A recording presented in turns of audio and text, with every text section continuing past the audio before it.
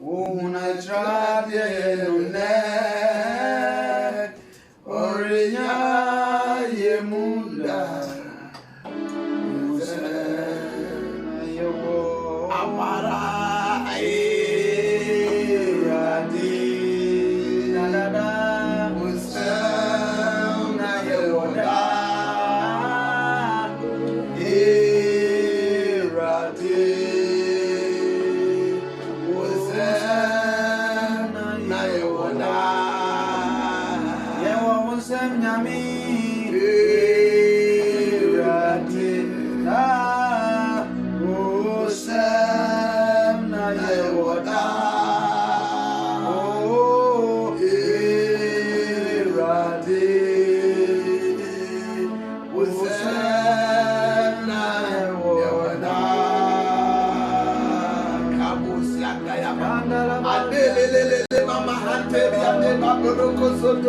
This yandere bere yandere makando makabaya aleza tebere yando makamora baba sanda ya baba eli yandere bere baba sandele lele bahande ala handere bere yando are kata yande baba kata yanda baba la baba kata yanda era baba la baba yanda ya baba yande kata yanda baba baba kato baba makesi yande lele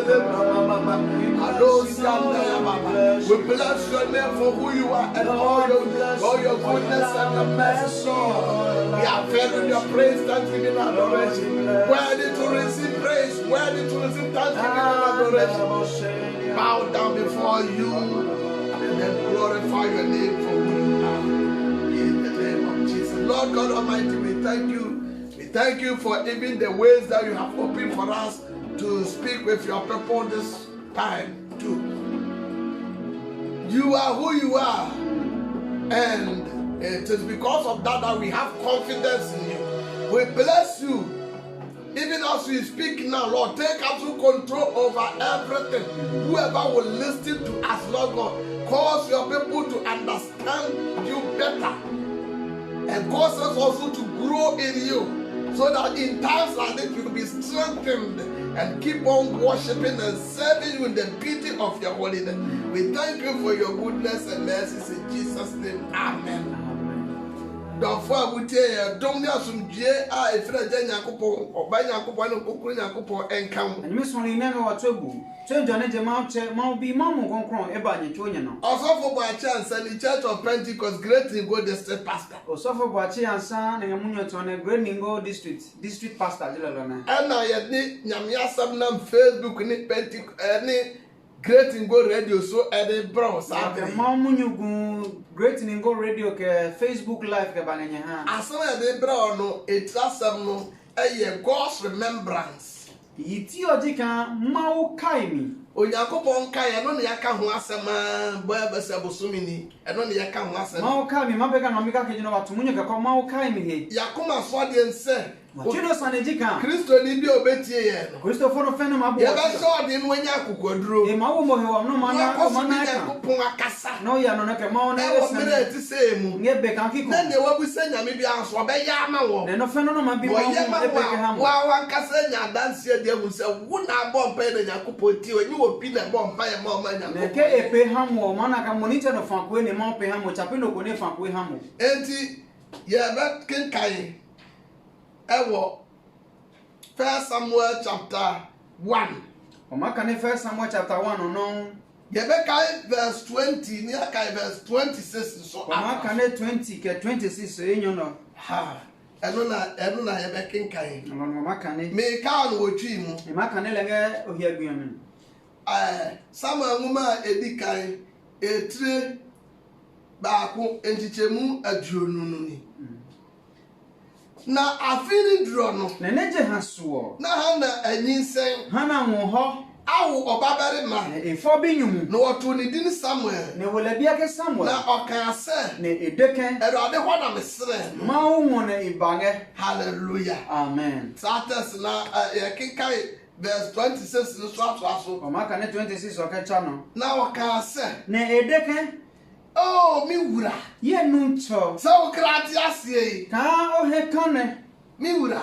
Ye nuncho. Mini oba obejina wonche ha emiji yone ibadas nge okasa nyange hiyo wonche ha ipo mpaye nge okasa nyane ifankwe keche yawe 27 abofre yi hu mpaye na me boye jukwa no hekwe ne ifan na Awurade amami na Awurade amami adia mesel ho ne ma ha mi no ne ibile kaje ngo abofre yi hu mpaye na me boye jukwa no hekwe ne ifan na Awurade die me busa ye no odi amami ne no ne ibi o ma wo ke ha oh mama me kan brofo nka ho mama me kan brofo nka ho 1 Samuel chapter 6 verse 20 and 1 Samuel chapter 1 verse 20 and 26 27 verse 20. So it came to pass in the process of time that Hannah conceived and bore a son and called his name Samuel, saying, because I have asked for him from the Lord. Amen. Amen. 26.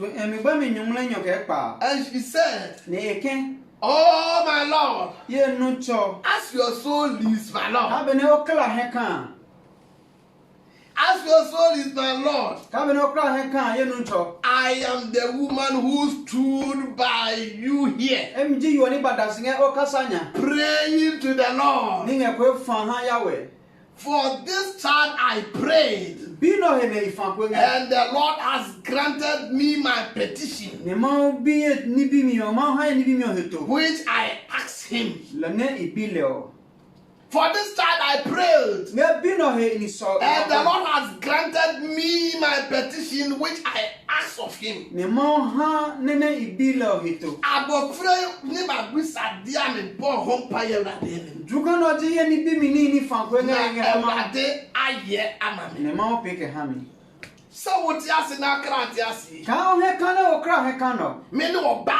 na me ba ha. emiji yone ibahio Na me be bo mpaye. ni ba sole Praise him. hallelujah Hannah nkaye na na yes atwas. Hannah- God remembered Hannah part 2. hana kai mi no no wage hemunyi to yone mi ba mi neje nyone o Anopa ni yehia no ye kan ho asem. moto atukeke kle kuku o Ye hemunyi kan bra Hannah tena asem. Wa ho asem. wa ye bene hana hisimere Ebra na nyam soma kɔ fom na nipa hwehwɛ hwe ne mpaebɔ ho hia nipa. bemine adesan lawe no ko ne There was a woman who stood up bemine ma oja mi kosun yoko and dasi prayed. e fakwe Ọba ọ̀run abọ́ mpaye. yone le ni che sole Ọba awaware bẹ́ẹ̀ma nkẹsẹ́ so odi sọ́fọ̀. yone gbanyumu ne esane nyumo ko Na yosefo bẹ́ẹ̀ma no nam sẹ́ sáà mìíràn ní ẹ máa kọ́ fọ́m náà wíyásí abrabọ́ ayé bàṣà náà nípa nhwehwẹ́ nyàmé akyiri kwanti.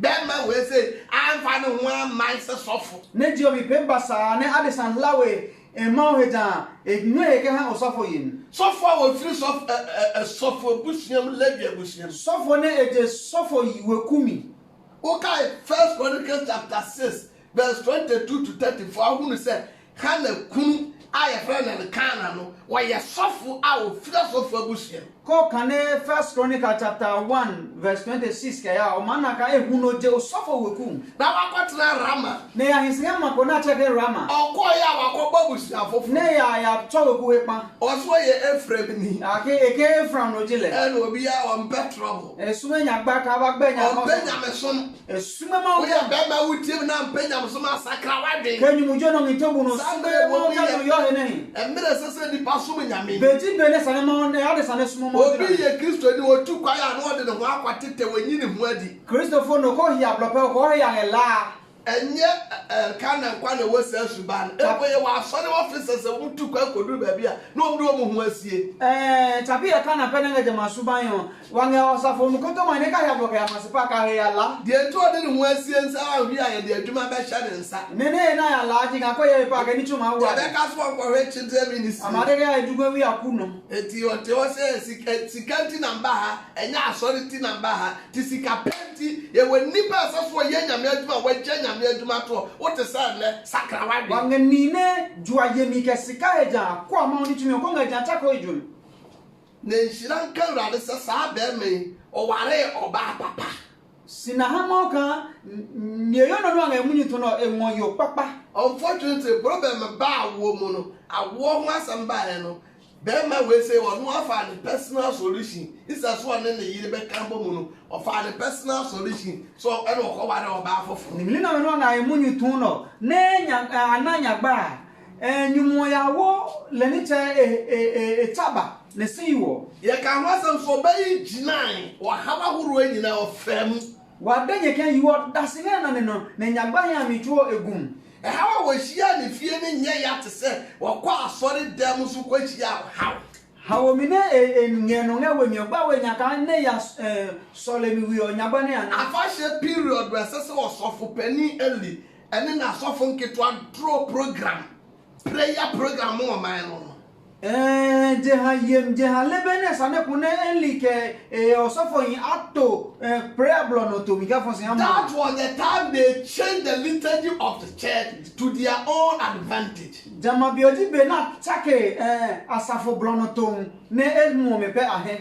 Ne ma enwe enam ni ekrofo for the boy famano no so we move free aso dem abetena aso de dan no ya kwankire no ojigu ni botom bene ebime ho afole luo na ngepe na nge yeyio me hunyo le choni cha hunhia esaka de sole choba esinga gbonya nge bloton. Instead of opening the doors of the church for people to enter in and pray, he had closed the doors and he was sitting at the entrance doing a consultation. And what you going to put? Nibemine sana bli soletoya na ni na ba soletona ba fanko e na soletoya ne bli agbo fikon ne hisi ne nge bloton ne hesika mo oni awuti ame anyemine o ngeto e bia wo ya sofo e ko na o sofo yo ni dina kate wanim o ke mo ha o na wu pu nkrofo fa na ni hi ojo twa eli yes ana si ni ye na eli pete ma no ye o ne hele fa eli kwaja ye nyame adwuma ne no na ni ba guase no fa no ma go eli blono ne ka matuma ne ma posi.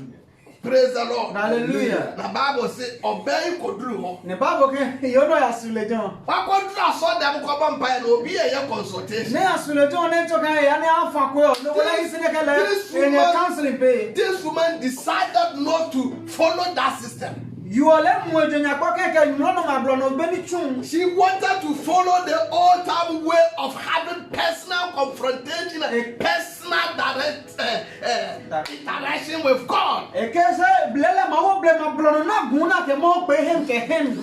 Enti wo botra osofo. Like hano osofo ke be. Wo dia kukodo ko chira so. Ne keke dasne soletun. O bompaye. Ne fakwe kana bompaye. Hana fakwe. O nanti. Ne enye ya ne ba enye obiebie nyampa. He enipa shama wo hohomu a. Kanu lo yinga mumumi o. Wota no obi a wanom nsase. E kanoko ne etoda ay asuba ya peka ke. Sa wonya hohomu ni o nipa shama hohomu abeguru ko wensani. Ke tabi mumumi no ne noko yinga mumumi o ko lipi o mabule da. The sense no osoforo no ohye ma hohomu aba ho na wadane honam no oje honam niam nko enti no ohu no oba ha na no obu no so ye ko wensani. Akene osofo jemumu ne ba helonya ne helonya ni mu ga ko togu woja ne na hana enale ka da tolo. Eda ubie ukai Acts chapter 2 bira nkonkunu sane yesu afo no bibi be hie wo nkonkunu be hie wo pampaye no enipa bu won se we ya akwarensa for Acts chapter 1 bene mu nkonkunu ba kaselio mano anani pene ni na me ka da toli. I don't know Paul nim na Paul wo personal experience nti ukai Ephesians chapter 5 wakaje Christopher say mono no monsa na no de sakasaka yeba lolo ne Paul le eno mituo nge Ephesians chapter 5 nge Epheso bia mesolio e kesio nye konu da e jaka ika sakasaka pemne ba but instead be filled with the Spirit. Se mo hane mo kokro na yinye obon ha yeah mo shama wo nye yinga mumumi ma me ne shasi a wa charge the Holy Spirit to take over no so for se wa bo bena you are tesne dasne no na mo kokro yi o so for ke papa sabre we se shama wo humu ke Christopher no paka mo be ka ki kon mo yinga mumu me ni pa tutu udini hane ni ne wo bia me ni pa be ka fa hu bia ne ni ma de hana de china ma urade dasne ama abira sese nya me ba china ma urade ni be ka ki kem ne sa mo bi me na dasne for the children of God to stand upright. night. Bene no ji bene sana mo bi me na da. And pray with all confidence. Akase na ke e kan ya mo And he. pray to God in all boldness. Ne ake e kan ya mo na fa ko e. Maame na ba mpaye. You are solid. Ọsọfọ ebe ka so ye kọrinsani. Osofo ba de get anthology. Ojina ọsọfọ nim ka chen se ọsọfọ emfa to ma akọchifu obi. Eke osofo go kabitorio dantoli yan e. Na media me yo ba me ni abi. Eke lele yo ne he do Yo ba ni ma ha me. Ideti yo ne ni nge na Na ba. aye ma de se sa ni be ha me ba be hwie ni nyina Ni gbe. beje kan ni no me na nge gba na ba me ka fu mo he. Take all your problems to the Lord in prayer. O nya gba me kla ya mo I me ko have fa. decided to put all my burden before the Lord in prayer. You are kan mwejo ko keke nya gba ma fu mo him. I'm not of those types. Sapi jama you ko me ji. Those types who are interested in consultation. Ne me na so ka to me. Those types of women who are interested in divination consultation. Ni na so ka ai ma pe ni hi na a so say yan. Menya ba kwa wensani. Sapi yo dantology. Menyu oba mehwehwe enipa akwankyere ne mwaji de handkerchief akwankyere bedi kosu akwankyere bedi menya sa ma ni. Sapi yo ni ya mo kun wa ke handkerchief blochomi ka mo blochomi. Na me jame yo ba ba ye de se me hwie ma busa. Ije yo ni ka kando kama me ye chimi ni ka po mo hem. We Kristo ni a otia me. Te Christopher no jimo no ngitobu yo. Eye ne ma ye de ma wa hene na akọ. Kemi ami wa ham ojo ya. O kuhwe osofa na hwe odifo. Ohia osofo lo lagbalo. Menka se ye hie osofo mu a menka sa me yo. Inde we bre na heko ken wa nya we osofo yin ke bo am. Osofo o ma shortcut. Se osofo ne ma ham blokiti. Osofo wo de ne ho si nyame ne. Osofo ne ke ibadama ona ne. Osofo a opese wo de ne ye nyame de. To ho fere ne. Osofo ne la ka o ke lepe ma o le yo ege. Ebi se o mo mo yes na e to mo nim guase e beba. Ne jama to mo ebeke anwesi po mba. Praise the Lord. Hallelujah. Eni anom. Anyemi men. Do ka kinka se ya. Ke o ya kane no kane o. Oba ni tibi gina. Ne yo nyeda sinye na ne. Wo no ehwe Awurade anim. Ne mlenge mo hemio. Awurade tie. Ma buletwe. Awurade tie no no. Ne ma buletwe yo. Bible say in the process of time. Ne Bible kan bene samio. The best version so nyame or the time na ye. Ne ni gala no to e kan ma o ke bene. Nyame e na chiro what time table. Ma o ne e ka nge bene O ka. bra so ya to bo. Ke o be sulo no no. Jini said na wutie bi nyame bra so ama ho. Se ni gala no ka mu na no nge to no ma o be su. Jimbe Awurade tem. E wala he ka be ma o. Awurade be yi wa kuma so. Ne ma pe o ti no ni hamo. Hana onyi sen. Hana ngo ho. Owoy. Ne efo. Eti owo akwara keto ano. Lo ne efo bi mo mo yo. Afiduru no mu kwa onkobi. Keje asu na ya ye ko. Onkobi. Ye ko. Fast forward 5 years time. Je ha enuncio. This woman gather courage. Pele yo e na e kan.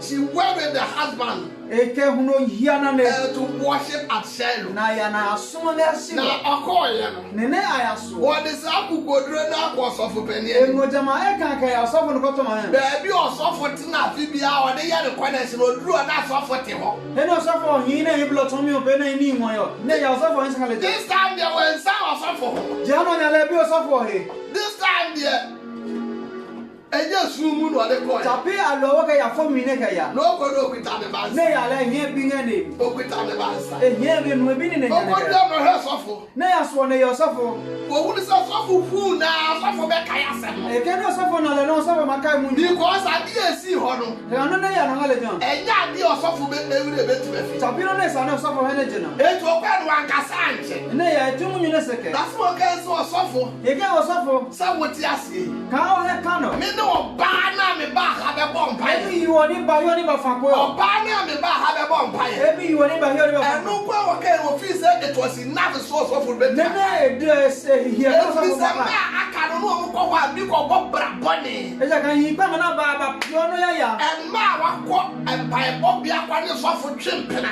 Yi na ya ko he na asole na ka o so fa en plan pe. Osofo enim sa onu ade mampo mo ya asofo na ma o mo ba be ya asɔre no ne mma ne bi da abɛtwe mpena wɔ asɔre de osafo ni chapo le kan ebi menyumu ka yewi me na la ka yewi na beso to ke mo oni se osofo kai sa ma do mo ba ho nyina kwan kyerɛ no mo bɛpɛ le ko osafo kan yi fe na ba blo to na mala ma do mo ba ho de nye mpaye no mo bɛbɔ yi fu na ba ta pe ko na ma fam yo na ma do mo ba ho no bɛpa kwan kyerɛ na yo to na ba blo to na mala ebi bɛpɛ holy handkerchief no ko ba holy handkerchief ebi bɛpɛ ko sia kokɔ mo sia tuntum ama ko ri yu ke ebi bɛpɛ abura mu nsuo no ko ba la ebi bɛpɛ nyame ahyira so na ma o jono na mala na wo ro bɛbere ne ma o ba ho no de ba jemi fu ne hana anyese ka ba na ase me no oba na me ba ha bɛbɔ mpaye no hana ke emi di yo ni ba fa ko yo and no quantity separating from the other women. Lolopo chonka ejemuno ga Well, there must be something to separate you as a true Christian from the children of God. No mi to buya sane no ko ne hano jemuno nge mauja mi pale mauja mi pan bio ma. When them say o kan dia ba ko papa no be kai no. Hana le ka ke de no ka ke pe yo ma kai de. Oba na me ba ha be bom paye wo nche. E ke mi ni ba yo ni ba fan ko ele o ka sanya ne. Enya ma o ba be ye da ba sa. Tapi yo me ne ka ba yo ka pa nge ba. Enya ma o ba be pe shortcut. Tapi me na ba la block ko ti o. Me oba na me ba ha be bom. E mi ti yo ni ba yo ba fan ko. O Kristo ni o Christopher no. Se wuni wa dia ne de be ka aso no be ka ma nipa de hu. Ke obe o mini obe ye no mina safo ma de na ka kai mo. Yare ba ye coronavirus ba ye ne hu na Christopher mu Christopher. Ne corona ba na wana Christopher mi Christopher. Ya hu irresponsible church officers. Wana Christ la safo nya dali na bua mo de irresponsible pastors. Wana safo yu na bua mo de. O mo adwuma na kwa mbane so hu ada ho. Ne mene agumblo ya no ka tone he ba. Ko ma pa bi aso mbabua nipa ne mo medini asori pani din no nkwaje ato obo so kwa ne hu mo nyina. Wana ne mene bia ka na ngela na ka fu no wana me. Oba ne tini nya credit se mene oba na me ba be. You onye na sie gugu ken emidi you oni ba fa ko yo ne. We nya so be ma other description bia. Ehia we ken ma je boy ko nya so be kai ne ma boni na sofo ye na be ka se ami no be bo mpa ye na o ye se na ye se enu bi ya hu nya e de we ne ma de ke o mi ni ba fa ko no mo sofo pe ko e ye twa mu na twa mama ne be mi obe ke ha wo ye Kristo ni a let the Bible be Bible ke Christopher no jimo ne bi o ne be obi ye obani afa che ke no po to no ka ke wo the chance for ja unnecessary references ne ka ti ka o ka kele ho o ne je no ha na amfa de esi ye no boni na esi ho no amfa bi a refer osofo no ya mi ne ya no nga le don ligbe o ke ko kai wo so wo se me ne oba na me be bom pai ke mi di you oni ba fa ko yo de ha na kaya na so be bom pai ne ha na kai ti ka ba so de ya tu nu bi anya isu ne ba na lo ta ni na ba na go nche e ke kla to he no wi e no osofo ne gbe ya ne ko sofo empire na me be boy ko yo ne iba fa ade anti na me bo empire de nie no ne ne nga so le yo le no na me pe bi ne inga la na person who say Yakobon wo tie me inga la no ka ma ha mi heto na seeing is believing ka ko na logo ma he yi ade na me busa e na nie no ne bi ma wo le jino ne nyame aye ma pe ade na obusa nyame mini ne obi ma na bia e bo ho pa ye ne se ne no nga so le ga he mu na jika bi bia e bo ho pa ye a Yakobon tie no you should give us physical evidence. No fair no wa fa ko e ne ma o ke pio Yes, there must be physical evidence. Esa no wana no mi ma To prove to the world that our God listens to our prayers. Wa ka tonje o ka mo bu wa fa. Esa ne wa mdi o to ne na ka mo ro nga nyesi o ji ko fa lo e bu ko fa to e. Ma o su e be su ne ma we. Ade ma bi ehunu ehunu no kan akoma to ye. Ni ne ngo e gbe o no no no nya akopon no wate ase. Wa ja ka wa ma wo he kan. Bible say ma mi ko yi ni hu adi. Bible ke yo ya je he po mo ton e la. Bible so ko kire osofo. Ne ngo e bi o ya ton osofo. Hannah decided not to engage in those antics because she knew the God that she served. Hannah sumene ma pe ni e ko ke ja kan ele ma o ne ke o jina nyame ani.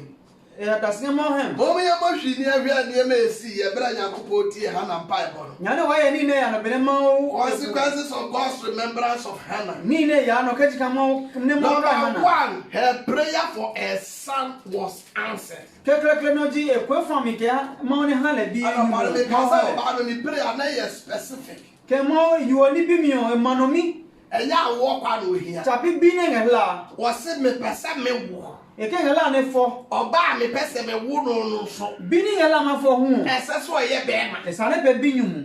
eti ja wo kwa na ma me no wo Chapi biga kene ngela. na mam owo ade obusa ye pepepepepe Se mo e fo no ne tututu ne bio. ukwo nyame anim na abompa ye nyame wo tada wo specifics kan wa asem no ye Ke o ya mo ngwe no ngesole yo. mo asem ni Mano mi no de mo no ngela no de yo. u prayer topic sisi point No fe no ngede yo. Mano mi ne. e prayer de na ni number e Oh ma isu no dabi. udi nyame kasa kan asem ye Ke mo ngam to. Dele ne no ngela. go straight forward to the point Ya ngwe no dele ne no ngela. and found nothing Oga ni koko he. praise the Lord. Hallelujah.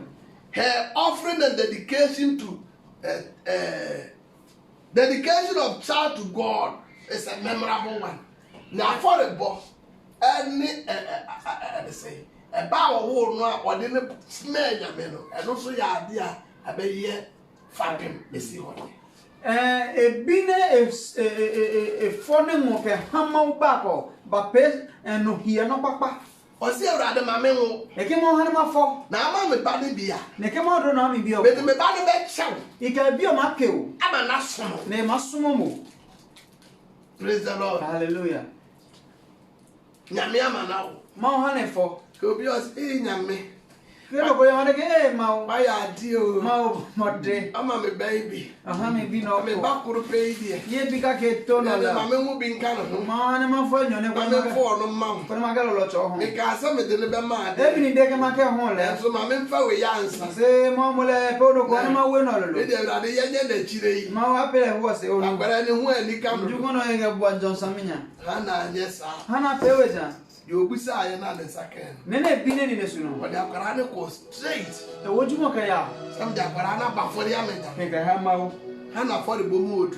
Hana fole e mi jo so. Hana for the mood. Aha afole e mi ka e mi jo. Praise the Lord. Hallelujah. There been tear help now for the bono. Nene ma nu hana e kwe I fa. never thought that she became a psalmist. E jesi ne pe he la la lo. Okay, what's up? Samuel chapter 1, I can quite Samuel chapter 12. Who said, Hannah Casa composing. Ke o kane Samuel chapter 2 ke wana ka hana pola. Nyamiya na bisa dia. Ne ma pe tuno sanala. Was I chair na domo foforo. Ke le dromini ke ni ke pa ko ke bie. Say nyame wa shase so ka wa wa nya dia ba. Ke mo jesi ke bi ni mo ka yi mi pe o no ka ke gon. Ade ba ko be ne be bie akwaya horo be bi. No ka ke fe na ma pe ma bli blow fu ka. Hannah dia na o ye ma na kwa ba ko be say Hannah be ye odwontoni kese. Hana ne ma hana bi o se hana ba be la la lo pa na. Na wo no ati bi compose no. Ne la nche nye ne mala. Ame ya to di shira nyame. Ne ala ka je o ma. Ene ukọ nsori bebree mu asa Hannah ukọ 1 Samuel chapter 2 Hannah asem na wo eye nnwuma horo bebree ya ye to. Ko ya Samuel kekekele wo mi o yi enyo eji hana line ne egma ne angela. Na Samuel oba de gu for mu say the doctor ya correct. O manaka line ke munyu ne jengela mi manaka elemon Ya dom. eji drone. Na de me kama wa hye nso ne say. Nini ya de ngela ma de no to he. Ba bi mu ato wa bra bo ma. Ke agbo ko ngango je ba. Yiro ho na bo mpae. Fa ko e Ebi se bi anya no kwa na be bi. ko ne ke ma bli e sa la ba. horo bebree be dia. Ni he pan fu ma bli. Akoma so ade so so Nyankopon bi e kwa akese. Ye solenji ka mo ne bli Ebe ba bi na bo. ho akoya si wa busua No mo. fe no ne blo chinga o. Ewurade mi abie ni nyina. Ma wone bli kro ha mo. Na ade esi e chapter a emu oduro pe. No ne gbenya ne eya no ne emi wajina ne. Restoration of the priesthood of the line of Elkanah. Kapia ango osofo yemio ke ha Elkanah ewiku o ko. Me ka sal mi di ka se ukọ Chronicles chapter 6 1. First Chronicles chapter 6. Efiri verse 22 to 34 na eda di se Elkanah no ye sofo. Ko ya kakeke konika ye pa mi ba mi nyumle nyo kakake kata nyumle teke e pa kana osofo we mi eje. Then we hia ni abrabo enko ye di wato asofudie na atwena kwabo abusu afoforo. ohia ka hedunu heja enwe osofo emiofosene abini juaye ade eso akata wa abusua ne mu no feno ne no ngana weku omio Nyankopɔn nam Hannah mpai boso magu hana kwefam no ade ade ma fa wanti manya ho adu ene na nyimu oblofam enye wene pio Nyame nam Hannah mpai boso ede bai magu hana ekwefam no ne ebam na abusua no eye asofuku abusua weku edi asafoku osofoku weku Hannah ba enye Elkana ba pani 20 minutes na ade Hana bio ya pe Elkana bi nukoto ma lobe bosi ni nyema ye eti the physical property bi a wanya no pani na ba ena ebe kwa akodi lotu ke no fe no heni na mi na pani na bi ne ma ye na oba no bo mpaye se na yi ofan ko yo enya me ma no ba pa ne ma ha le bi papa obeye Nyankopɔn ba e ba pio ma ubi akwara no beye Nyankopɔn ba ne ne bi ba pe ma ubi o sa akwara no ne bedi osofo Eliade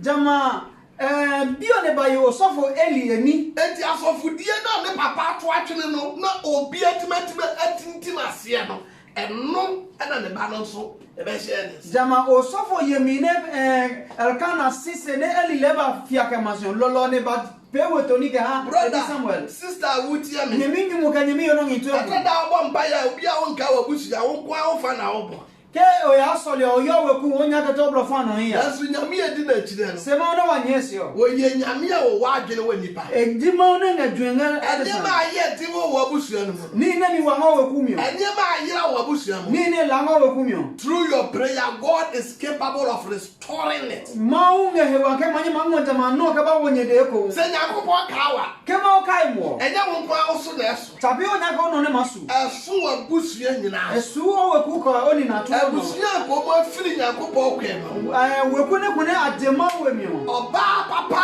Elkana nya no ware yo papa ne Elkana na ne no mo obo mpaye no ne fa ko yo ensu sanso ne se eno se nam tika sa busua ne sa ba be ye osofo yenku wasabe si asofo kwan no apale weku o pale bagda osofo yenku ya ayira wa busua no ma ya asofo die no Nyankopɔn de ba ne ni ne lange weku o mi ne osofo yemi mo apale ka ni ya ma wahwere ni ne ebomo tite corona virus be mi ni ya ma ebo ne corona bano ni ne ebomo efiri mira yare be mi ni ya ma atiawo bene yono bano ni ne esimu na de mi gidi kase ne se hem ke yem agboni ngaji kan sa wo kwaso pampaye ke o ya no no ofo yo na wo hwehwe wo so Nyankopɔn ni no la ya no ma wo ni ya wahwere no sabe ni fe ne o ya wa busa ni sabe ne no ko la we ko ne ma ya wo yira hwere ebeba ne o yo la we ya wo ma hwere ebeba ne o yo la yeah, ma God is going to restore his people ma wakabada and the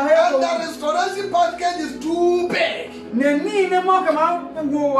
it's going to be too big for you alone. And it is going to be sufficient for you, your family, and the rest. In fact,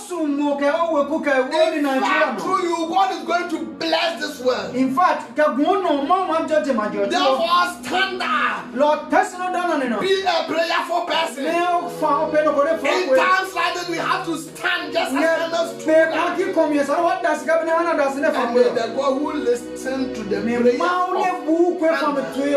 continue to listen to you. May he remember you. May his remembrance bring good things in your life. May his remembrance bring blessing to your families. God bless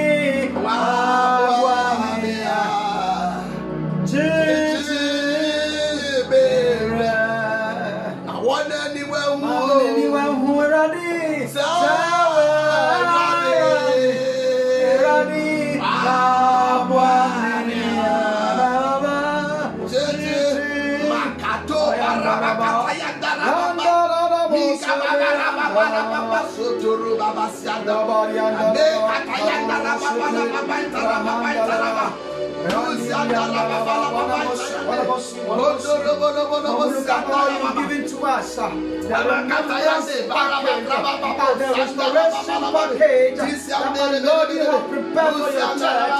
Today, we are grateful, God, and we receive it in Jesus' name. We thank you for remembering us, that in this difficult time, oh God, your grace and your favor has located us one more time.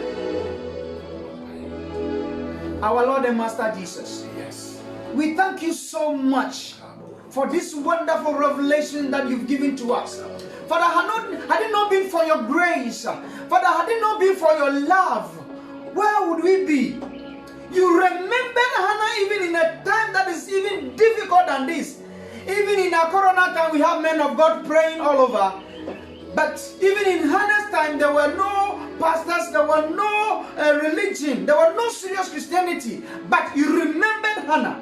Father, in these our days, oh, may you remember us. Oh, yes. May you remember your church. Oh, yes. May you remember your people. May you remember your nation, oh God, and may you reinstate us back, and with the goodies that comes with it, oh God. Father, I'm praying and committing the man of God who has given us this marvelous revelation into your hands, and I'm saying that, Father, may you fill him with a greater unction, oh, so that he can do exploit for you, oh God. Father, our prayer this morning is that you will remember your church, you will remember your man of God, you will remember your people, and you will reinstate them, and you will restore them, and give to every family what is due them according to your divine arrangement. May you give to us according to your divine provisions, so that glory and honor will be given to you. In Jesus' name I pray with thanksgiving. Amen. Amen. Order for what ye. Yemi me sonle ne nyanga wachobu. Erade asubie ka o. Ma otwem jo na ba o no. Yakobon kai Hannah. Ma o kai Hannah. Yakobon kai no no. Ne ma o kai le. Ade agwa ahwene se de ba ye ba pani. No adi ne papa ade no. Ni ne e bole ne kunesa ne bi ba be che e ba ye chani o. Nyame ko fa ade hidie kese e che ni kunu dia no bere na. Ma ya o de e pemi ka woto ni ne klepo ne je hunu no ka ba hale. Ni ayira fra busure me ya sofudie no wansa kan. Ne la ka je ko ne ja safo yemi o ma wo ba hale. Edie na ayira fra brade nche. Ni no la ka je ma mo. Koso mpai bom. Ya no nge ma mi. Asem ya chi peso ni edi nkita ho a. Ke munyi no se no la no ka watu munyu. Obetima frɛ we numbers ne bi so. O manye ma che wo nge numbers no ma. Obetima send a message on Facebook. O manye ma send wo message ke Facebook. Ah, fe obetima send message so e dey akop Great Ningo Radio. O manye ma send wo message nge Great Ningo Radio. Obetima send me personal WhatsApp on. O manye ma WhatsApp o sofo hu lo. E dey ade be fa bia ye no be di kita. E fi an no ka ma gun wa ka ma mo heto. Me number ni 0244. E na ma 0244 137 137 880. 880 0244 0244 137 137 880. 880. Yami nshira mo nyina. Ma one jonye chuo. Yami nshira me personal interpreter so. Ma one joye gbinyaje lo. Deacon Erickson Emmanuel Aja. Ye biaji Emmanuel Erickson Aja. Otu nyami nshira pa. Ma one ejo mu wa. Nyami ya de me mera foforo so be sa ni ehia bi. Ke ma Pedro me be pa mu ma God po. bless you. Ma one ejo. Ma wole join the class. Ma o twin don kanye na hisi. Opa ko ne da me kan. Media no yes. And none of them who said Ye ko tema.